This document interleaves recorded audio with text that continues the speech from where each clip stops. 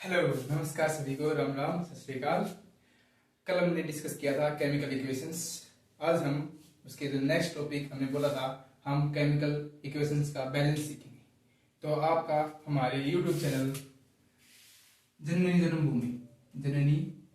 जन्मभूमि पर स्वागत है। ये हमारा यूट्यूब चैनल है, इसको लाइक, शेयर, सब्सक्राइब जो भी आप कर सकते हैं वो कीजिए, बस इसका सब्सक्राइबर बढ़ जाना चाहिए। तो कल का हमारा जो टॉपिक था वो था केमिकल इक्वेशंस। ये टू टाइप्स की होती हैं, वर्ड और सिंबॉलिक। वर्ड में हम कैसे लिखते हैं, जैसे कार्बन के लिए कार्बन वर्ड लिखेंगे, ऑक्सीजन के लिए ऑक्सीजन, और बन जाएगा हमारे पास carbon dioxide.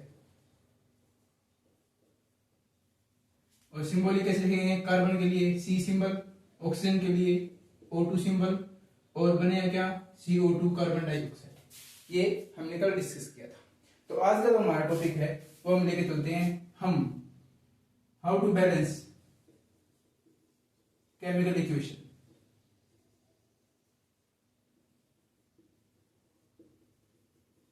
How to balance chemical equation, ये जो टॉपिक है ना, ये 7th क्लास और 10th क्लास दोनों में आता है।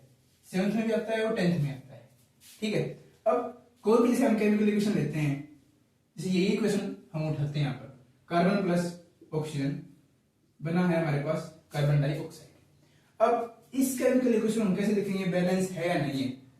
तो इसके लिए एक लॉ है था, law of conservation of mass. Law of conservation of mass, ये लोग क्या बताता है, mass neither be created nor be destroyed. ना तो मास बन सकता है, क्रिएट हो सकता है, और ना ही डिस्ट्रॉय हो सकता है। मास नेदर बी क्रिएटेड, ना तो ये क्रिएट होगा और ना ही ये डिस्ट्रॉय होगा। और हम इसको कह सकते हैं total mass of reactant. Reactant total mass equal होगा हमेशा मास ऑफ प्रोडक्ट के मास के इक्वल होगा, चाहे आप ये बोलो या फिर ये बोलो, सेम बात है। अब इसको हमें क्या करना है, प्रूव करना है केमिकल इक्वेशन में। अब देखो, कार्बन की वैल्यू हमारे पास 1, ऑक्सीजन की वैल्यू हमारे पास कितनी है 1, या फिर इसके साथ क्या है 2 मल्टीप्लाई में तो कितना हो गया 2, और कार्बन हमारे पास कितना है, यहाँ पर कार्बन 1, ऑक्सीजन हमारे पास कितना है 2, वैल्यू टोटल कितनी हुई 3, और यहां पर टोटल कितना होगा 3, तो 3 इज इक्वल टू 3। तो ये इक्वेशन क्या है, केमिकली बैलेंस। हम जैसे एक और इक्वेशन लेते हैं, ये इक्वेशन हम लेते हैं CaCO3, कैल्शियम कार्बोनेट को जब हम हीट करते हैं तो कैल्शियम ऑक्साइड प्लस CO2 बनाता है। कैल्शियम ऑक्साइड प्लस CO2 बनाता है। क्या ये बैलेंस है? हाँ, बैलेंस है। कैल्शियम हमारे पास 1 है, ये भी हमारे पास 1 है। ऑक्सीजन हमारे पास 3 है, तो ऑक्सीजन हमारे पास 3 है। कार्बन हमारे पास 1 है और कार्बन हमारे पास 1 है। ये भी रिएक्शन बैलेंस है। अच्छा, एक और इक्वेशन लेते हैं, जैसे H2 प्लस O2 बनता है H2O। अब ये रिएक्शन देखो, क्या ये बैलेंस है? क्या ये रिएक्शन बैलेंस है? इसमें देखो, हाइड्रोजन हमारे पास कितना है 2, ऑक्सीजन हमारे पास कितना है 2, और यहाँ पर हाइड्रोजन 1 और ऑक्सीजन, हाइड्रोजन 2 और ऑक्सीजन 1। क्या ये बैलेंस है? बैलेंस नहीं है। Very good. अगर बैलेंस नहीं है तो हम कैसे बैलेंस करेंगे? तो इसका बैलेंस करने का एक सिंपल जो तरीका आता है, वैसे तो इसका तरीका जो मेथड होता है उसको बोलते हैं हिट एंड ट्राई मेथड। आप ट्राई करके आप सीखते हो, इसका कोई ऐसा मेथड नहीं है कि आप ऐसे मेथड से जल्दी कर लोगे, आप जल्दी ट्राई करके सीखते हो। लेकिन फिर भी एक तरीका होता है, हम क्या कहते हैं maximum number of atoms. Maximum number of atom कौन से हैं? तो इसमें मैक्सिमम नंबर ऑफ एटम्स कहां है, हाइड्रोजन में या फिर ऑक्सीजन में? देखो, हाइड्रोजन यहां से क्या है, बैलेंस है, तो हाइड्रोजन को हम टच नहीं कर रहे। अभी देखो, oxygen maximum number of atom किसमें है, ऑक्सीजन में।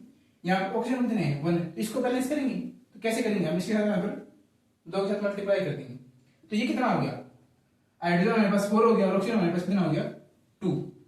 अगर हम इसके साथ मल्टीप्लाई करेंगे 2 2 जा 4, और यहाँ पर अगर कुछ भी नहीं है तो 1 मान के चलते हैं हम, तो 1 2 जा 1, 2 2 1 जा 2, तो ये ऑक्सीजन कितना आ गया हमारे पास 2 और हाइड्रोजन आ गया हमारे पास 4।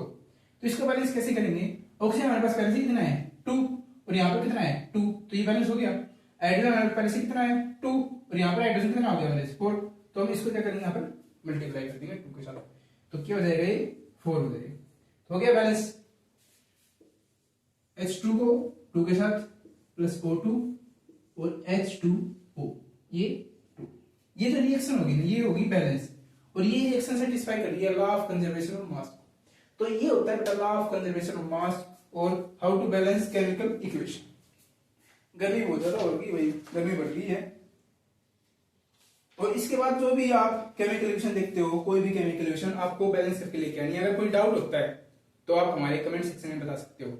इसके बाद जो नेक्स्ट टॉपिक आता है बेटा, नेक्स्ट टॉपिक आता है,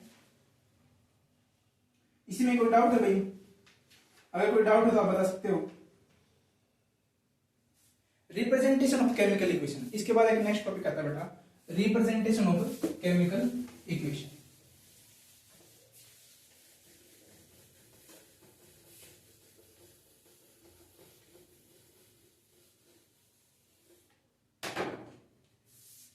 रिप्रेजेंटेशन ऑफ केमिकल इक्वेशन,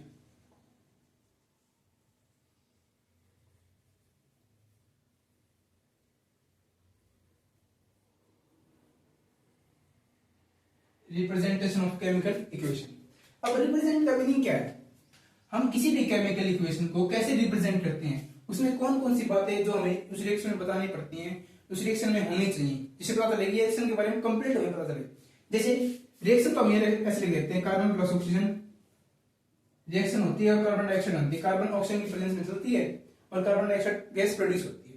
अब कार्बन क्या है, सॉलिड है, लिक्विड है, ऑक्सीजन क्या है, लिक्विड है, सॉलिड है, गैस स्टेट में है, कार्बन डाइऑक्साइड किस स्टेट में है, तो इसके बारे में कौन बताएगा, या फिर ये एक्वस है, सॉलिड है, लिक्विड है, स्टेट कौन सी है, ठीक है, और हमने किस कैटलिस्ट का यूज किया है, क्या हुआ है इसके अंदर, तो ये बातें कौन बताएगा। तो ये बातें हमें बताता है बेटा, इनमें कुछ हम यूज करते हैं, कुछ चीजें यूज करते हैं जो हमें ये बताते हैं कि रिएक्शन में क्या हुआ, ठीक है। जैसे अगर यहाँ पर कार्बन हमारे पास सॉलिड है तो हम क्या लिखेंगे बेटा, कार्बन के साथ में एस, सॉलिड, ऐसा हम यूज कर रहे हैं किसके लिए, सॉलिड के लिए। अगर गैस होता तो जी यूज करते गैस के लिए, अगर लिक्विड होता तो एल यूज करते लिक्विड के लिए। अगर एक्वस पानी में सॉल्यूट कोई भी चीज होती, पानी में कोई मिली हुई चीज होती, कोई सॉल्यूशन में होता तो हम लिखते बेटा एक्वस, AQ, एक्वस, ठीक है।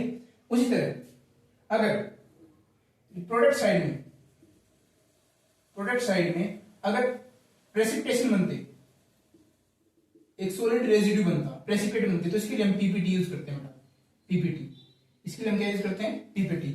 अगर हीट निकलती, हीट इवोल्व होती, हीट अगर इवोल्व होती है तो हम यहां पर लिखते हैं बेटा minus delta H, minus delta H. अगर हीट रिलीज हुई है तो माइनस डेल्टा एच। अगर हीट एब्जॉर्ब हुई है, हीट अगर हमें देनी पड़ी है तो बेटा हम लिखते हैं प्लस पॉजिटिव डेल्टा एच, क्या लिखते हैं हम, पॉजिटिव डेल्टा एच। अगर गैस बाहर निकल रही है, गैस रिलीज हो रही है तो हम बेटा सिंबल लगाते हैं ऐसे, ठीक है। ये कुछ सिंबल्स हैं, ये याद करती है जो केमिकल रिएक्शन बताने पड़ते हैं। अब इस रिएक्शन को मैंने अच्छे से लिखना हो इन सभी सिंबल्स का यूज करके, तो हम कैसे लिखेंगे, कार्बन सॉलिड स्टेट में है, प्लस ऑक्सीजन हमारे पास गैस स्टेट में है, और जो कार्बन डाइऑक्साइड गैस बनेगी वो भी गैस स्टेट में बनेगी। तो ये बेटा कंप्लीट रिएक्शन। और यहां पर हमने क्या किया बेटा, इसको हीट किया, इसको क्या किया हमने, थोड़ी हीट दी है जिससे बर्न हुआ है, ठीक है। ये रिएक्शन थी। जैसे एक और रिएक्शन है कैल्शियम ऑक्साइड, कैल्शियम कार्बोनेट की जब हम हीट करते हैं कैल्शियम कार्बोनेट को, कैल्शियम कार्बोनेट किस स्टेट में है, सॉलिड स्टेट में, हीट करते हैं तो कैल्शियम ऑक्साइड बनता है CaO, वो भी सॉलिड स्टेट में बनता है, प्लस CO2 गैस, क्या होती है, गैस रिलीज होती है, गैसेस फॉर्म में होती है और बाहर निकल जाती है, रिलीज होती है। ऐसे इस रिएक्शन को हम ऐसे लिखेंगे। तो ये बता representation of chemical equation, chemical equation कैसे रिप्रेजेंट करेंगे उसका ये मेथड है, ठीक है। अगर इस मेथड में आपको कोई डाउट है, कोई भी अगर प्रॉब्लम आती है तो हमारे कमेंट सेक्शन में बता सकते हैं, और हमारे चैनल जननी जन्मभूमि को आप सब्सक्राइब कीजिए, और साइंस के रिलेटेड अगर आपको कोई भी डाउट होता है तो आप हमें कमेंट कर सकते हैं, हम कोशिश करेंगे उस पर वीडियो बनाकर आपका डाउट क्लियर करने की। ठीक है, वेल देन आज के लिए बस इतना है।